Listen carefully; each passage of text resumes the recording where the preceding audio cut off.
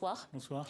Vous êtes rédacteur en chef central à TV5 Monde. Vous connaissez bien le Mali, Ousmane. Alors, l'enlèvement de ces 4 étrangers n'a pas été revendiqué encore, mais on se souvient que c'est dans cette zone, précisément qu'en 2017, une religieuse colombienne, la sœur Gloria, avait été enlevée. Est-ce que ça veut dire que là-bas, les djihadistes gagnent du terrain?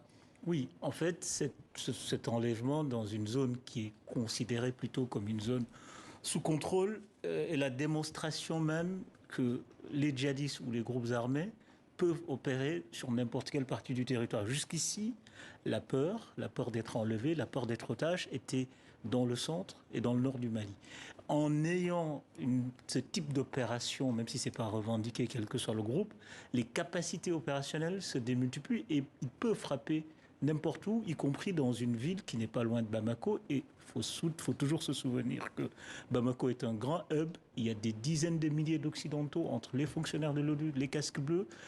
Et ça traduit aussi une sorte de basculement très important. Jusqu'ici, on dit la question djihadiste au Sahel.